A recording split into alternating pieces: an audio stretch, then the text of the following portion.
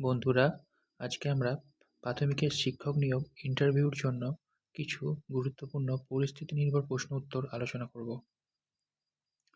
তো আসুন প্রথম প্রশ্ন দেখা যাক। ১ নম্বর প্রশ্ন, আপনার ক্লাসের কোনো ছাত্র যদি খুব লাজুক হয় এবং ক্লাসে কথা না বলে, তাহলে আপনি কি করবেন? এরকম উত্তর দিতে পারি, আমি তাকে জোর করে কথা বলতে বাধ্য করব না। ক্লাসে ছোট ছোট দলগত কাজ অথবা গ্রুপ ওয়ার্ক দেব, যাতে সে বন্ধুদের সাথে মিশতে স্বাচ্ছন্দ্য বোধ করে। তার ছোট কোনো সাফল্যকেও সবার সামনে প্রশংসা করে তার আত্মবিশ্বাস বাড়াবো। ২ নম্বর প্রশ্ন, শ্রেণীকক্ষে কোনো ছাত্র যদি আপনাকে অসম্মান করে কথা বলে, তবে আপনার প্রতিক্রিয়া কী হবে? আমরা এরকম বলতে পারি, আমি তৎক্ষণাৎ রেগে গিয়ে তাকে মারধর করব না। এতে পরিস্থিতি বা পরিবেশটা আরও খারাপ হতে পারে।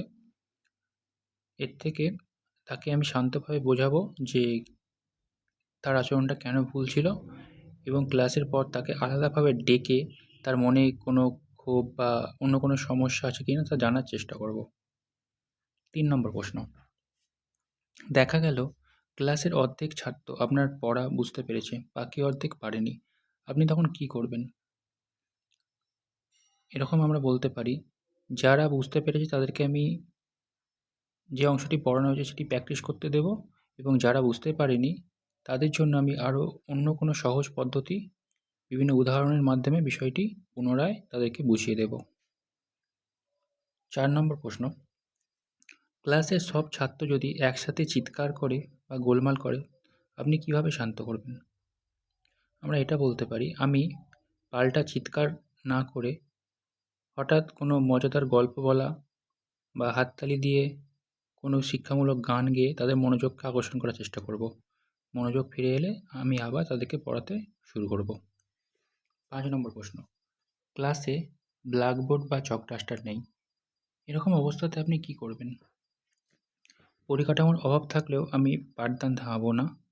আমি মৌখিক আলোচনা, অভিনয়ের মাধ্যমে, চারপাশের পরিবেশের বাস্তব উদাহরণ দিয়ে, হাতে কলমে প্রদর্শনের মাধ্যমে পাঠটাকে আমি চালিয়ে যাব।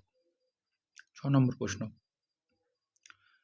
কোনো শিশু যদি ক্লাসে ঘুমানোর চেষ্টা করে, তখন আপনি কি করবেন?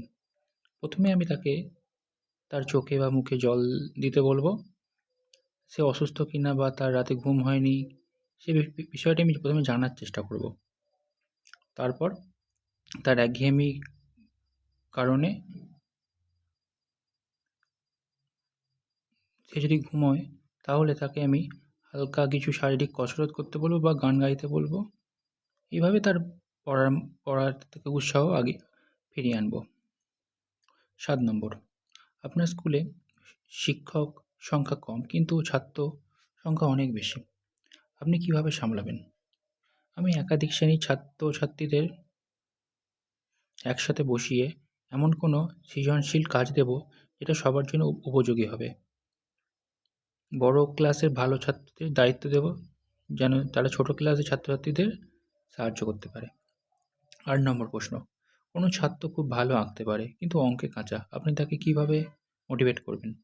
আমি তাকে বলবো যে সে খুব সুন্দর আঁকতে পারে বা তার প্রশংসা করব। তারপর অঙ্ক করানোর সময় তাকে ছবি এঁকে জ্যামিতির নকশার মাধ্যমে অঙ্ক শেখানোর চেষ্টা করব, যাতে সে তার সৃজনশীলতার মাধ্যমেও অঙ্ককেও অঙ্কতেও সে আগ্রহ পায়। ৯ নম্বর প্রশ্ন, আপনার ক্লাসে কোনো ছাত্র যদি খুব মিথ্যা কথা বলে, তবে আপনি কি করবেন? আমি তাকে সবার সামনে লজ্জিত করব না। তাকে বিভিন্ন মহাপুরুষদের গল্প বলে বোঝাবো যে সত্য কথা বললে লোকে তাকে বিশ্বাস করবে, সম্মান করবে।